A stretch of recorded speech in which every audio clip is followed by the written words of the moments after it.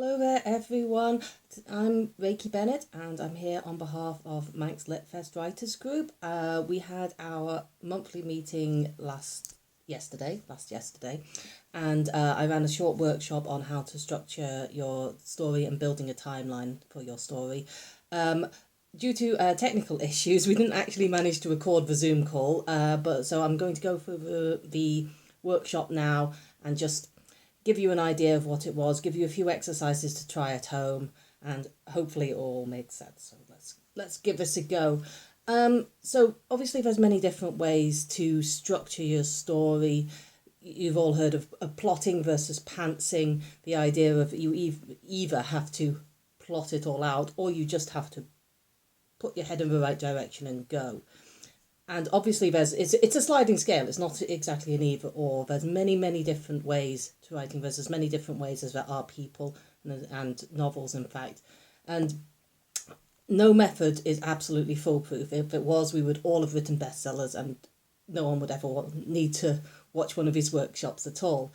So the method I'm going to show you today is just one method that I use. It won't work for everyone, and it's certainly not the only way of doing things. The golden rule I always say is, if it works for you, brilliant, use it.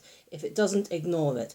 The only reason you should be using any kind of method at all for your writing is if it helps you sit down and put words on paper or words on screen. Everything else is, mostly irrelevant. So I'm going to show you how to build a timeline. This is a useful tool for looking at your story as a whole and helps you maybe spot some problem areas. You can think of a timeline as the skeletal system or nervous system of your story. And I like to think of it as a road map. If you're setting off on a road trip, you don't necessarily need to know every single step of your journey. Some people like to plan it out and know when the rest stops are and every single point along the way. And some people just want to know, I am driving from East Coast to West Coast and I'll figure out the route as I go along. It's usually helpful to have a rough destination in mind. Not always. You can just set off in a random direction and see where it takes you.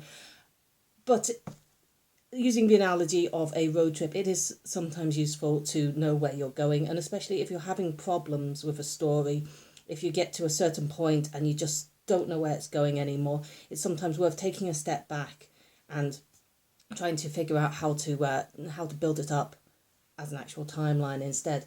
So today I'd like to focus on one particular type of structure, that's linear structure. A linear structure is the way that your character or characters experience the story. And it runs in linear order. Thursday comes before Friday, comes before Saturday, breakfast comes before lunch, comes before dinner. The good news is we are all experts at linear structure because we experience it every day. It's our usual way of looking at things. And it's for one aspect of our story we can't really alter. The murder will happen before the body is discovered. Boy will meet girl before boy dumps girl. And we can opt to tell the events in a different order. If we choose to, we can show the body being discovered before we show the murder happening. And sometimes, obviously, I'm sure everyone can think of examples of books where chronological order doesn't run in the same order as narrative order, if you see what I mean. But linear order, narrative order, I'm getting myself confused, sorry. Okay. Linear order is one thing we can't choose. Even if we choose to tell the story in a different order, the characters will still experience event 1 before event 2 before event 3. So I hope that makes sense. So the first thing I'd like you to do, a little bit of exercise, if you've got a pen and paper, I feel like a real school teacher here. Pick either your current project or your current idea, something you'd like to write, something you are writing. If you don't have anything in particular, you can always think of an example from a book or a movie that you've seen recently and just use the plot from that for it. The first thing I'd like you to do is decide on what your timeline is. Does your story cover a day, a month, a year, a century? You don't need to be precise about this. You don't need to say this covers exactly 24 hours. But it helps to have in mind the sort of time frame that it covers. One thing that came up at the workshop yesterday was that stories obviously are bigger than the bit we're looking at. If you're looking at, say, the story of Snow White, there's bits before and bits afterwards that we don't see. We choose to focus on this one particular time in the story to look at, and so obviously you have to be aware that there's before and afters in your timeline as well. But pick the time that your timeline is stretching across, and we're going to draw a timeline. Very high tech. Look at this. I did make a PowerPoint presentation, but I can't figure out how to put that on screen, so I just drew it on paper instead. So we've got the up axis and the across axis, and this is the time. I hope this is coming out the right way for you, otherwise this is going to be hilarious. So this is your start point of your story, and this is your end point of the story. Now what we're going to do using our timeline is I'd like you to pick 2 events, one from at or near the beginning of your story and one from at or near the end of your story, and just write a sentence or 2 about what it is. You can be as vague or as detailed as you like. For example, in the current story I'm writing, an event that happens right at the start is a bunch of friends go on holiday, and an event that happens right at the end is a dramatic helicopter rescue. When I say event, I'm going to circle back to this later, but an event, as I'm defining it today, is a thing that happens to your characters, or a thing that happens that your characters are involved in. So hopefully that makes sense. And again, we'll come back to this afterwards. So I'd like you to, on the bottom axis, make a note of your start point and your end point. So here we are, very simply on mine. This is my first point where my friends go on holiday. This happens at the beginning of the story. And this is the end point where there's a dramatic helicopter rescue. So I'll just make a note of what those are so I actually know what I'm talking about. And as you can see, hang on, helicopter, I can't spell. There we are, not required. Okay. So at your very basic and simplest, we've got a timeline. We've got point A and we've got point B. And now the very simple bit is you just need to fill in the gaps, and then you've got a whole story. So the bits we fill it in with are events. And like I say, an event is something that happens that impacts the characters. And structure is made up of events like building blocks built on top of one another. An event doesn't have to be something huge or world-shattering, but I would say that it should be something that impacts on the characters. It should be something that happens that has an effect on the characters. Otherwise, it's questionable about whether it needs to actually be in the story. But I'm going to come back to this at the end, don't worry. So I'd like to talk now about rising tension. Ideally, what we want on our graph is a steady rising of tension from point A up to point B. We want things to start small and end in a dramatic fashion. And when I talk about drama, it's not exactly the right word. What I mean by it is I mean something that's interesting, or not necessarily exciting, but something that will keep the reader turning the pages. You know, drama doesn't have to be absolutely massive. Drama can be something very small, but something that will keep the pages turning. So I'm going to label the up axis drama, for want of a better word. You could also use something like excitingness, dramafulness. Just make up a word that kind of illustrates what you're aiming for. And I'd like you to look at your chart. So at the start, friends go on holiday is not a particularly dramatic moment. It's just a thing that happens. And then the helicopter rescue is hopefully the high point of drama at the end of the story. So you can see that we're hopefully, if we draw a line between those two, we have our rising tension. And hopefully this is the model that your story can follow. So you want to start your drama quite small and build to a good solid conclusion. And again, there's exceptions to everything. I'm sure everyone has an exception of a book that does not do it this way and has completely been fine and been a bestseller. But like I say, this isn't the only way of doing it, but it's a useful tool to be able to use. So let's keep that in mind. Okay, so where am I up to? I'm looking at my notes. What I'd like you to do now is to pick 2 or 3 events in your story. They can be big or little, dramatic or not. They can be a conversation, a breakup, a tidal wave, the end of the world, anything that happens that the characters are involved in. And I'd like you to, I'm going to switch to a different pen so we can see this. So have a quick think of 2 or 3 examples of events that happen in your story. For example, mine would be, my first event is there's been a murder. My second event is someone is lying. And the third one is there's a power cut and all the lights go off. So I'm going to think about those events and I'm going to mark them on the baseline, on my timeline, on the bottom axis of where they occur in the story. So I'm just going to mark them on here. Bear with me a second. Okay, so looking at this, I picked events that happen more or less equidistant just for simplicity. So here's the start where they go on holiday. Here's the bit where there's a murder. Here's the bit more or less in the midpoint where it turns out one of them is lying about something very major. Here's the point here where there's a power cut and then we get onto the end and there's a dramatic helicopter rescue. No spoilers, by the way. I'll be interested to see if anyone remembers this when my next book hopefully comes out. So what we've got, so we now have an idea of where our events fall on our timeline, and now I'd like to talk about the dramatic weight of these events. There are external factors that mean that some events are more dramatic than others. Some naturally have a lot of drama, like a tidal wave or an explosion. That's a lot of drama just inherent.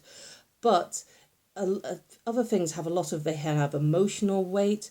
They can get a visceral reaction from an audience. The sudden inevitable betrayal that comes at some point in the story is the one that makes you go, even more so than maybe an explosion that literally surprised you. So and you have to look at external ways that some events are more dramatic than others. A conversation over coffee, for example, is maybe not very dramatic. A conversation over coffee where one of the cups is poisoned has a lot of drama. So there's external factors working on it as well. In my example, the fact that someone is lying at the midpoint maybe wouldn't be so important if it came here. Someone's telling a lie. No, so what? After there's been a murder. Oh, that's quite dramatic.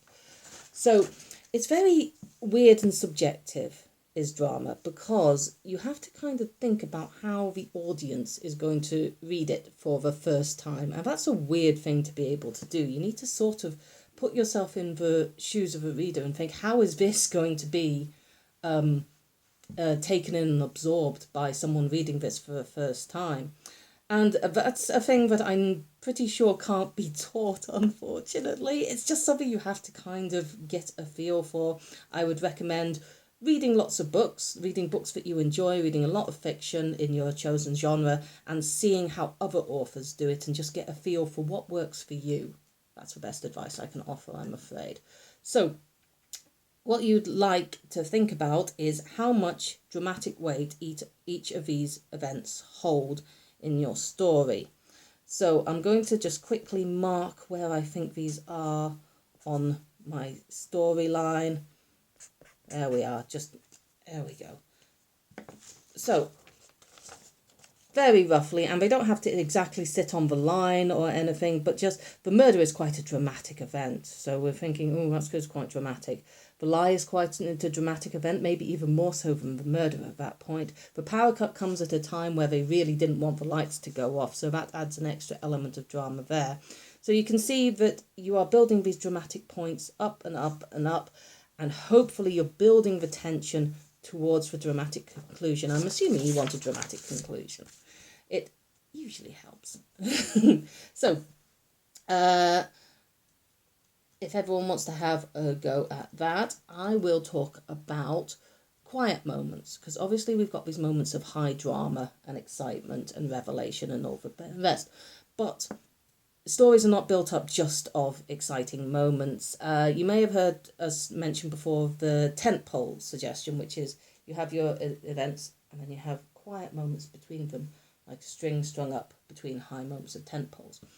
It is usually a good idea to intersperse excitement with some quiet moments, because for a bunch of reasons. For a start, it means you don't have to have stuff constantly happening and you can give yourself a break. while you're writing, it gives the reader a chance to breathe and reflect. And I'm sure we all have an example of a movie where we've been sitting and watching and it's just explosions and CGI and sudden betrayals and double crosses, and it's all a bit like trying to take it in all too much, and you come out feeling a bit shell-shocked and like you've not really been able to absorb enough from the movie because it's just constantly bombarded you with things. So the other example, going back to our idea of a road trip, if you're cruising along at 70 miles an hour, it's more or less the same as cruising along at 40 miles an hour. The bits that you really notice are when you suddenly brake or suddenly accelerate. It's the change in speed that you notice rather than the constant motion. So rather than a constant rising tension line, what you would like is a more staccato stop-start thing, roughly speaking. You don't need to put a quiet moment following every single exciting moment. You can have several exciting moments in a row. You can have several quiet moments in a row. But it's useful sometimes to plot out your quiet moments onto the graph as well, because it lets you see where the moments of excitement are in comparison to moments of quiet. If you've got a lot of excitement in the first half, then a lot of quiet moments in the second half, that's maybe something you want to kajigger, because you want to keep the general rising tension going in the correct direction. So some examples of quiet moments, things like characters thinking, explaining, exposition is a good place to put in exposition, description, anything that lets the reader just sit back and absorb stuff instead of having to react, if you see what I mean. So yeah, have a think about some quiet moments in your book, mark them along your timeline and then mark them in, and then you can just start. I should have got a third pen for this. But you can sort of start drawing a very vague sort of plot line of where your tension goes and your high points and your low points. And from here, you will hopefully be seeing that you have started to build up a full plot. You can see that point A leads to point B, leads to point C. And you can really start to build up your roadmap, your skeletal system. And it's also a good diagnostic tool, like I say. If you've got a story that you've been working on, you can't quite see what the problem is, it's sometimes a fun thing to break it down into its individual events and see if there's maybe a problem with the pacing or things like this. When people talk about pacing problems, this is one of the issues that it is. You've got too many fast bits or too many slow bits in a row. So, just quickly before we finish off, I'm going to ask you to pick one event from your list of events that happen in your timeline. I'm going to suggest it be an exciting event, but not necessarily. I'm going to go for One of Us is Lying, which is an event that happens more or less in my middle point. Now, events, when I speak of them, the word I really want to use is scene, but I understand that's very much a movie term, and it helps sometimes to think of them as separate events or a chapter, or however you want to think about it. It's a thing that happens. If it helps you to imagine it as a scene in a movie, go for it. Whatever helps you place it in your brain. Events, when I'm talking about them, they are little mini stories of their own. They have a beginning, a middle, and an end. Their beginning point is the start, where things are, for want of a better word, things are normal, things are at the status quo. The midpoint is where something happens, and the end point is where something has changed, because what you want something to have happened in the event to have changed things for the characters. I'm going to suggest at this point that there's 3 types of events, and this is a broad definition. It doesn't fit anything, and there's a lot of wiggle room between the 3 of them, but it's a fun thing to be able to sort of pinpoint it and look at the type of event you've got. Okay, so an external event is something that happens externally to the character. It's a tidal wave, an explosion, finding a lost item, something that's happening in the external world. bring it in a bit closer. You've got a personal event. This could be something like an argument, a breakup, a reconciliation, something that happens personally to the character that affects them in a personal way. Internal is something that you internalize. You, as a character, making a decision, realizing something, changing their mind about something, and all of these can be shown on the page in different ways. So you can look at these sometimes and look at the type of event it is. And again, if you're using this as a diagnostic tool, you can think, oh, I've got 5 external events. Maybe I need to put an internal bit where I use a quiet moment to have someone realizing something at this point. So when you've got a chosen event, one of your ones from your story, I'd like you to look at it and pinpoint the start moment and what happens in it. For example, going back to my one of the midpoint of my story where one of the characters has told a lie, I would suggest the start moment of that one particular event is they are having a conversation, a confrontation, and the something that happens is the revelation that one of the characters is lying about their whereabouts at the time of the murder. So that is the nexus of the event. And afterwards, the change that has happened is that afterwards the characters no longer fully trust each other. So you can see how that nexus point of the event has changed things. So you have your start point where things are in one state. You have your midpoint where, not necessarily a midpoint, it can come at any point of a scene, but you have the moment of change where something alters. And then you have the end point where something has changed for the characters. And I would suggest this is the main thrust of this bit is that if you're looking at an event and by the end of it nothing has changed for the characters, why is that event in your story? Because if there's that tidal wave again, if there's a tidal wave and afterwards nothing has changed, no buildings has been destroyed, the characters continue their lives in exactly the same way, then what was the point of having a dramatic tidal wave in there? So this is what I would suggest you can do. And I would say that, oh my gosh, I've just had a delivery of Mars bars. So this seems like thank you. So this seems like a very good place to finish off for the day. Thank you very much for listening. I hope you can take this, some of the ideas I've thrown out here and maybe use them to look at your own work and your own things. I would love to hear from you. So hit us up on the Facebook page or leave a comment here if there's commenting facilities. Technology, it's great. Okay, so thank you very much, and I'll hopefully see you all next month for the next Litfest meeting. Bye!